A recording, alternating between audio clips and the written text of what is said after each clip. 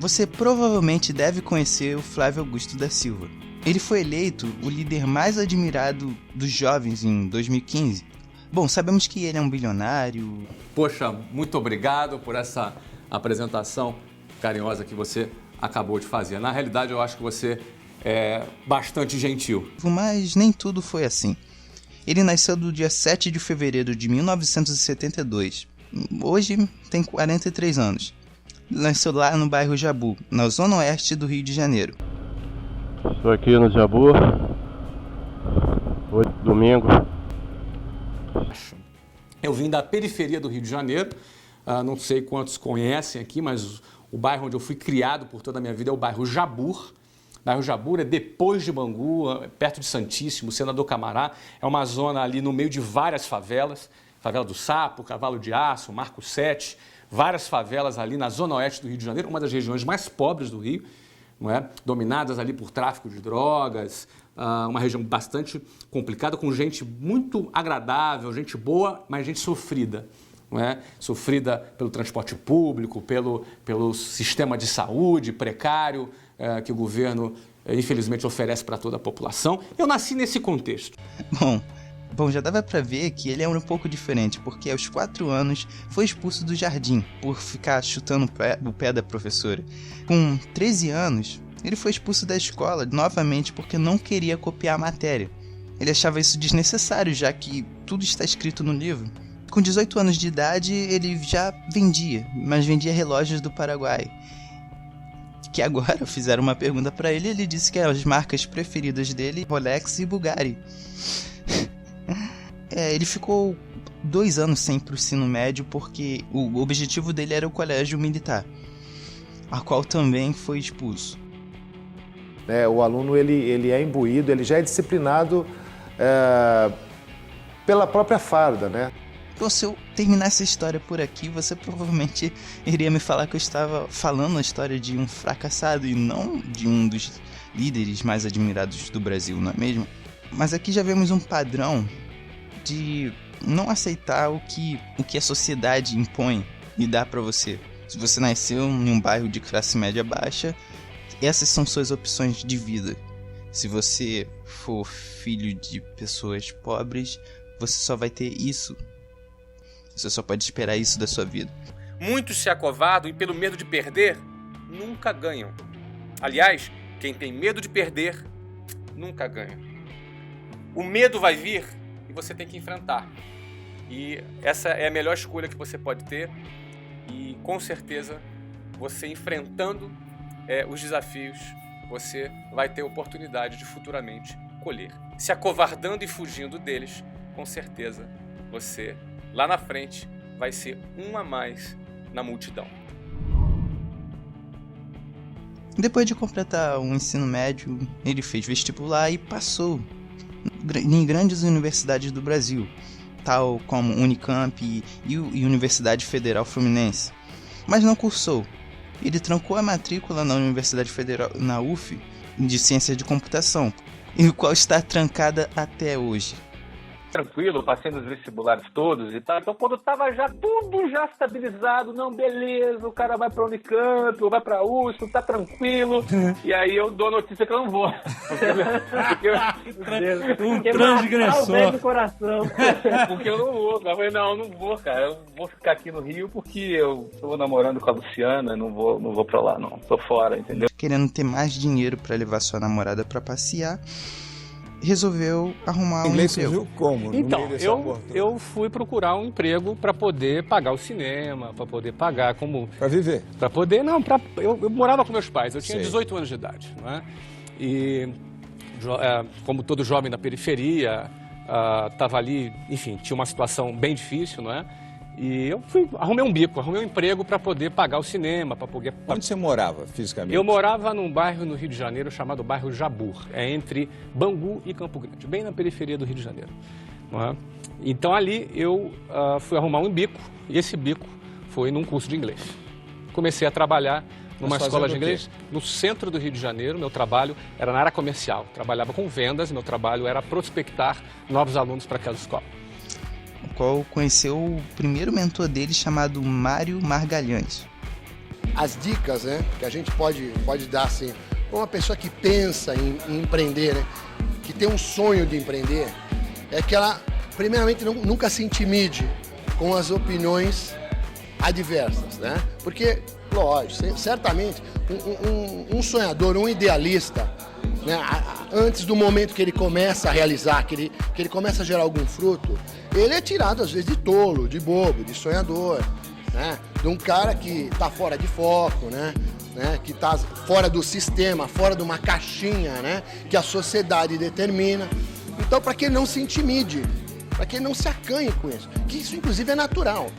Né? Que até o momento que você não realiza a tua primeira obra, não espere que uma pessoa vai te incentivar. Se isso acontecer, muito bem. Agora, se isso não acontecer, e você realmente acredita no teu sonho, acredita no teu ideal, que você siga em frente. Bom, a tarefa dele era simples. Ele não tinha carteira assinada. Boa noite. A única coisa que ele tinha era um plano de negócios, o qual consistia o seguinte: você vai crescer na empresa se você cumprir determinadas metas. Então, era tudo isso que ele precisava. Ele vendia cursos e mais cursos. Ele se especializou nisso. No começo foi difícil, porque ele não tinha experiência, ele era um garoto tímido. Mas ele se adaptou a tudo isso e virou um excelente vendedor. Apenas 3 meses levou para ele deixar de ser um simples vendedor para ser o gerente da empresa.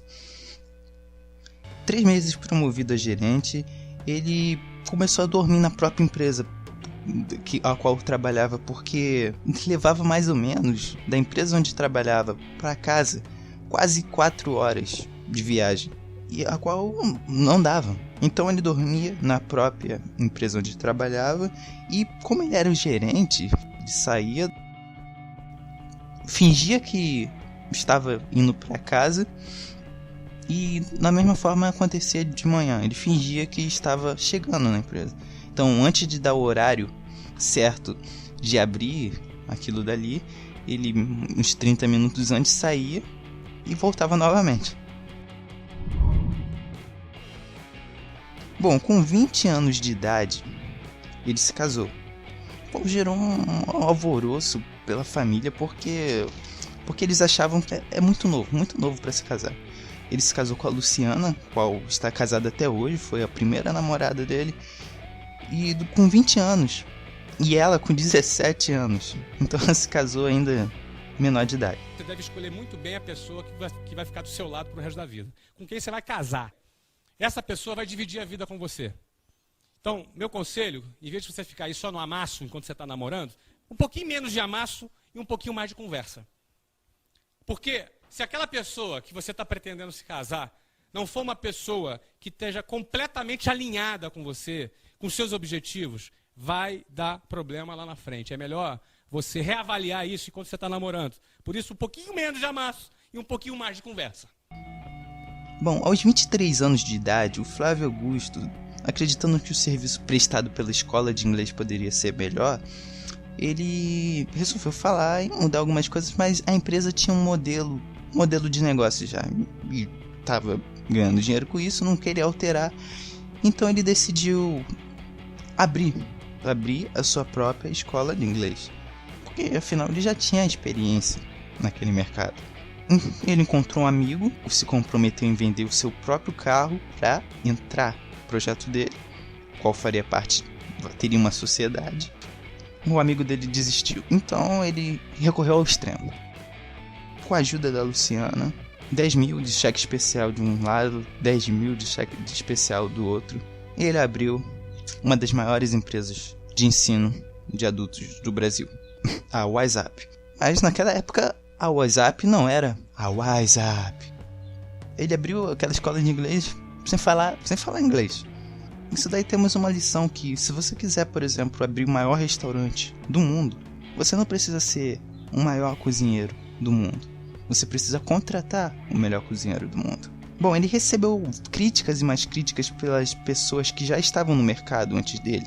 Outros cursos de inglês, outros até mesmo professores, porque seu método era pouco ortodoxo dentro da caixa. ficou mais ou menos assim. Flávio Augusto, mas a equipe dele, era comprometido na captação de alunos, enquanto a Luciana ficava no caixa. Isso até 2003, quando eles profissionalizaram a gestão. Bom, com 23 anos de idade, ele já conseguiu o seu primeiro $1 milhão. Então, por exemplo, um exemplo prático disso. Meu ciclo de relacionamento, eu tenho pessoas que eu conheço que ganham R$500, R$5.000, R$50.000. E eu posso te garantir, por essas pessoas que eu conheço, que muitas delas, aliás, a maioria delas, gastam tudo o que ganham. Gastam tudo o que ganham. Às vezes a pessoa ganha R$500 e pensa, olha, o dia que eu ganhar R$5.000, minha vida está resolvida. Às vezes o cara batalha, trabalha e vai ganhar R$5.000, mas ele vai gastar tudo. Ele gasta os R$5.000, ele torra tudo. Ele pensa, o dia que eu ganhar 20 está resolvido. Ele vai ganhar 20 e vai gastar tudo. O primeiro passo é gastar tudo. Sabe qual é o segundo passo? Vai gastar o cheque especial, vai gastar o cartão de crédito, vai ter todo o seu salário, todo o seu ganho ali consumido por juros do cheque especial e por aí vai. Você deve conhecer muitas pessoas assim. Agora, algumas outras pessoas podem até pensar, não, Flávio, eu ganho pouco. Pô, como é que eu vou viver de uma outra maneira? É verdade, tem gente que ganha bem pouquinho, realmente. Mas o meu conselho, independentemente de quanto você ganhe, é que você adote um outro modelo de gestão de finanças, que não seja um modelo orientado para o consumo, um modelo orientado para as oportunidades únicas, para as promoções, cheque pré-datado para 60 dias. Ó, todo dia você é bombardeado por um monte de propagandas para fazer você gastar. Então é muito importante, se a pessoa quer construir alguma coisa, se ela quer progredir, ela adotar um outro modelo de gestão, que eu chamo de gestão orientada para o progresso. Gestão orientada para o progresso seria o seguinte, seria você trabalhar o seu dinheiro com o objetivo de construir um patrimônio, de conquistar a sua independência financeira e botar o dinheiro para trabalhar para você. O negócio deu super certo, ele abriu lá em São Paulo, depois abriu novas e mais novas filiais pelo Brasil todo e até em alguns países como a Argentina, Colômbia, México, China. Em 2009, a WhatsApp era já assediada por diversos fundos de bancos de investimentos, empresas concorrentes.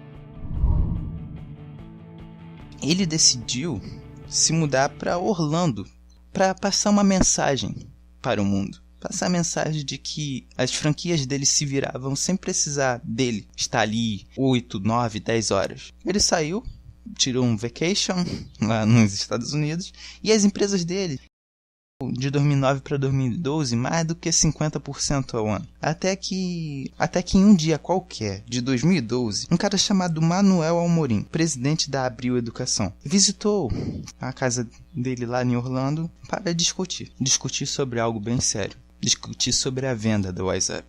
Em 9 de 2 de 2013, a Abril Educação anunciava a compra do WhatsApp. Vendida por R$877 milhões. Flávio Augusto adquiriu uma enorme liquidez. Com diversas frentes de atuação. Editoras de livros, sistemas de ensino, colégios e cursos, soluções educacionais e idiomas. Marcas reconhecidas no país inteiro. Já lá nos Estados Unidos, acompanhando seu filho jogar futebol, ele viu algo bem diferente. Ele viu algo que poucas pessoas viram.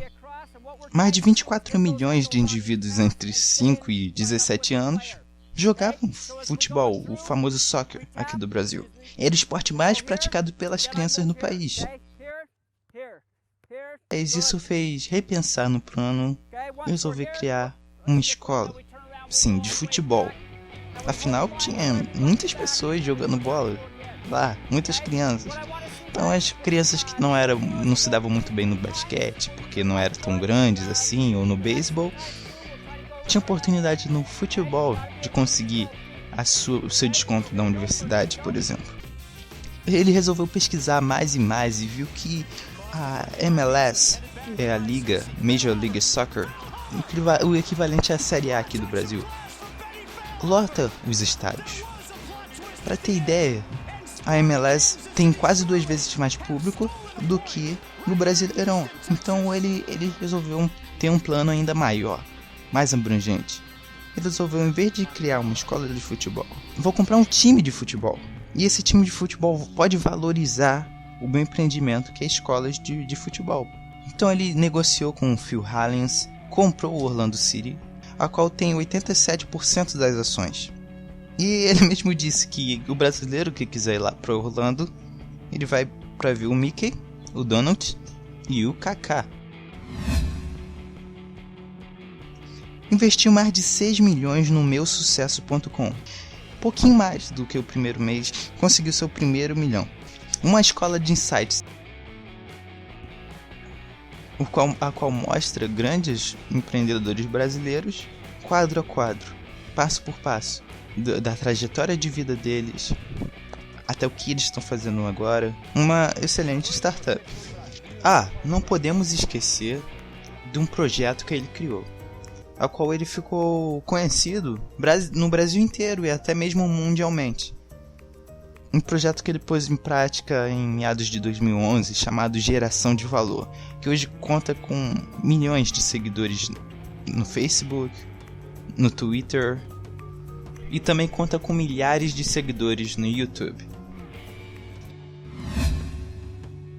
O sétimo e último fato é que, desde 11 anos de idade, ele aprendeu a tocar vários instrumentos, a qual ele é apaixonado até hoje.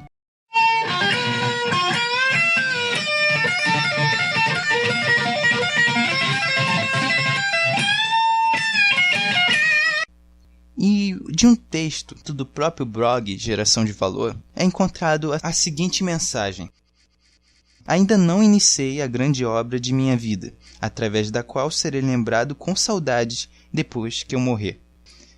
A qual faz entender que a grande obra que ele diz aqui não é o Geração de Valor. Então o que será? Qual será essa grande obra? O que será que vem por aí? Bom, isso tudo o tempo vai dizer. Bom, pessoal, espero que tenham gostado desse novo quadro do canal, 7 fatos sobre, a qual eu falarei de diversas pessoas de sucesso aqui, para inspirar também você a ter cada dia mais sucesso. Espero que tenham gostado. Se gostarem, dê o seu like aí. Fale aqui nos comentários quem você quer que esteja aqui no 7 fatos sobre. É isso aí, nos vemos no próximo vídeo.